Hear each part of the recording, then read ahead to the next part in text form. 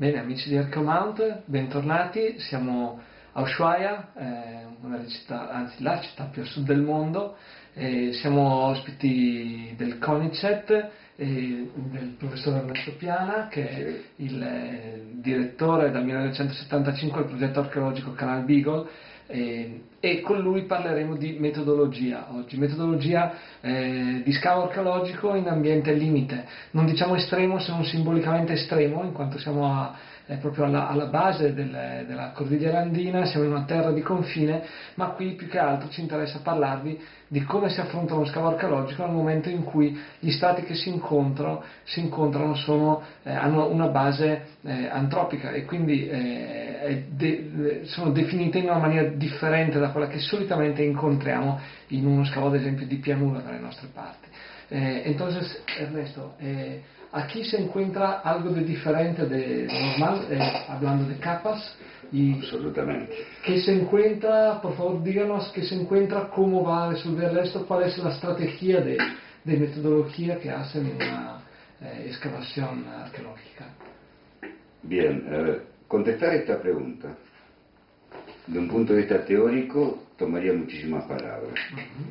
Así que lo que te propongo es que hablemos pero veamos imágenes, porque imágenes a veces son mucho más claras y para avanzar.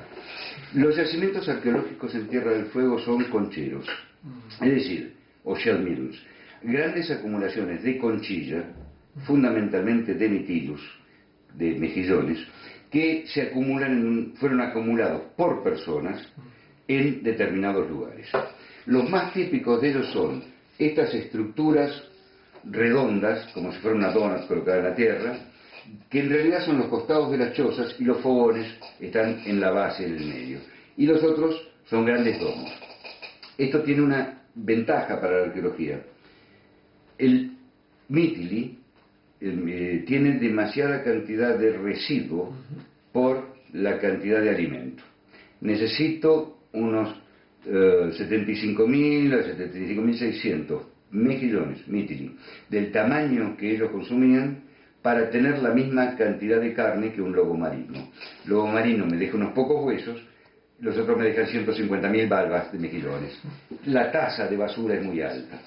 Esto trae además una ventaja.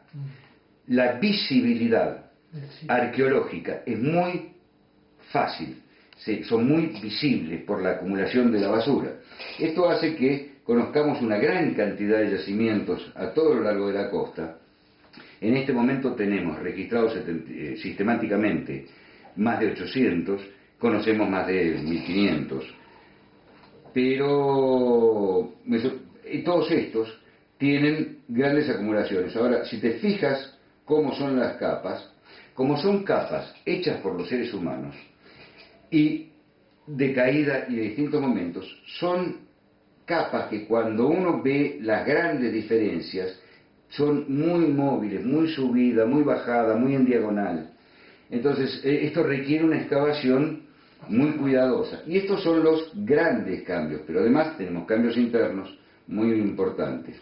Fíjate tú, por ejemplo, en este perfil, evidentemente, esta parte al fondo es más reciente que esta que estoy tapando. Pero si tú esto lo excavaras con una técnica tradicional, con taglias de 5 centímetros o de 2 o lo que fuera, en realidad la mezcla de las edades la está haciendo el arqueólogo.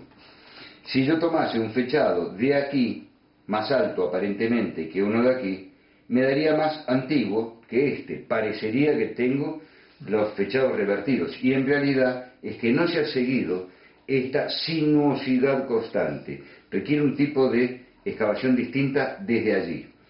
Pero es más importante, mayor, el cambio que uno encuentra dentro de estas estructuras. La formación de las capas de mitilus se traban entre sí y tienen una resistencia que tiene la misma base física de por qué tiene resistencia la fibra de vidrio. Tramos muy cortos, entrelazados entre sí, que para mover uno tengo que mover un montón y por lo tanto hacen una capa muy fuerte de resistencia a la penetración desde arriba. Lo puedes ver acá, por ejemplo, en el caso donde han clavado ramas para hacer las chozas, modifican la ubicación de los Mitilus. Uno ve las valvas así y en determinado lugar están clavados, empujados. Lo mismo que acá, como cambian y se meten, ¿sí? Entonces, este tipo de información me está indicando dónde estaban colocados y de qué tamaño eran los postes con los cuales armaban, en realidad en general ramas pequeñas, armaban las chozas. Pero esa misma complejidad hace que tenga dentro de una capa de conchero una cantidad de muy pequeñas divisiones casi invisibles al ojo, porque en realidad son planos de debilidad que dependen entre una acumulación y otra. Es como si yo tomase un libro y te preguntara, ¿qué divide una página de otra? En realidad nada. En realidad es el dedo el que abre porque encuentra debilidades en el papel, porque son unidades distintas. Y por eso, esa individualidad, pero nada la separa, no tengo una capa que me la separe, ni nada por el estilo, no las puedo siquiera ver, las tengo que ir rastreando con la excavación, con el cucharín. Y esas pequeñas diferencias hacen agrupaciones muy claras para seguir que permiten entender el proceso de formación. Excavarlos implica ir delimitando perfectamente bien por dónde viene cada una de esas unidades y sacándola desde arriba, y por supuesto no podemos ni siquiera pisar el lugar en el que estamos excavando. Claro. Sería absolutamente imposible. ¿Y cómo se forman esas discontinuidades? En realidad mucho más rápido de lo que pensábamos al principio.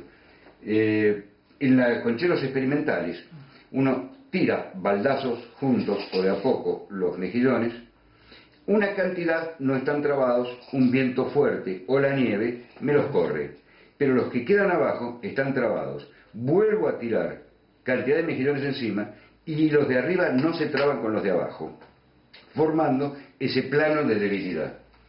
En caso de líneas experimentales, por ejemplo, en las chozas que nosotros hacemos, hemos colocado, como ves acá abajo, una gran cantidad de mitilus. Acá tienes casi 20 centímetros de ancho, de espesor. Esto fue hecho en enero. El mismo año, en diciembre, cuando se empieza a retirar la nieve, perdón, en octubre, cuando se empieza a retirar la nieve, ya hay pastos que están subiendo y han desaparecido totalmente los mejillones. No es que el pasto cubra totalmente, sino que va tirando ramas que van yendo por encima. Y esto genera trabazones que no se mezclan con los mitilus que tiro después. Entonces, en realidad, estos pequeños planos pueden formarse en días, un año, meses, 20 años, distintos rangos, pero son una conformación y una línea muy rápida. Esto permite, una vez que se desarrolla la tecnología y metodología específica para excavarlos, permite un grado de resolución dentro de la formación del yacimiento y de asociación de las piezas muchísimo más exacta. El problema es desarrollar la metodología y ser capaces de rastrearla. Esto nos permitió llegar a la recuperación de cómo se conformaron estos grandes concheros que veíamos al principio. La información histórica nos dice dos tipos de chozas, en domo y en cono. La información arqueológica, con aquellas pequeñas ramas, nos indicaba también plantas circulares y también uso de ramas pequeñas. Y durante 15 años hemos trabajado haciendo chozas de distintas líneas en una línea experimental. Por supuesto, cada vez que se hace una de estas experimentaciones se cambia solamente una variable por vez para ir entendiendo. En realidad, el primer asombro que tuvimos es que esperábamos que este tipo de chozas duraran meses. Nos han durado hasta 5 o 6 años, la mayoría hasta 4, pero con que duren varios meses ya me alcanza para que haya una acumulación de basura. No porque la gente se quede varios meses o 3 años en el lugar, sino porque la estructura queda, eso me convoca a volver, me convoca a volver, me convoca a volver. Estamos en grupos nómades de alta movilidad, a corta distancia pero alta movilidad acá. Y encontramos que teníamos limitantes. Estas estructuras redondas que hemos visto, conocemos más de 7.000 u 8.000 de estas estructuras. Todas están en 3,50 metros, 4 metros de diámetro y no pasan eso, salvo una. Al principio pensábamos que se trataba de una decisión social por la alta reiteración. Resultó que no. Resultó que cuando tuvimos que hacer las chozas, en realidad para ir de un lado al otro con los palos, necesito un cierto diámetro. Para palos más largos, que me permitan hacer un diámetro de 4 o 5 metros, resultan demasiado gruesos y no hay manera de doblarlos. Por lo tanto, no puedo hacer una estructura con domo de más de 3,50 metros, 4.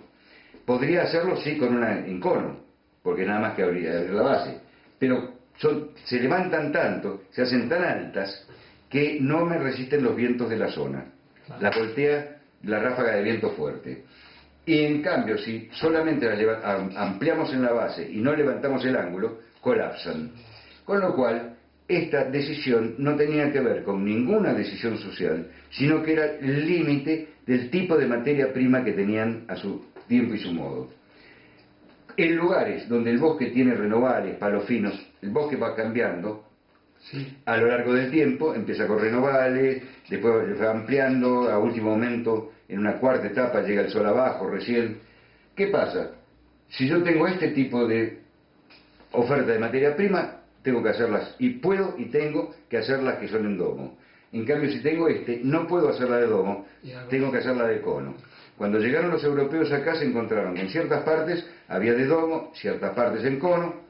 Como el paisaje uno lo interpreta y es subjetivo, entendieron que eran estilos distintos de dos tribus distintas. Y en realidad lo único que estaban viendo era el estado del bosque cuando ellos llegaron.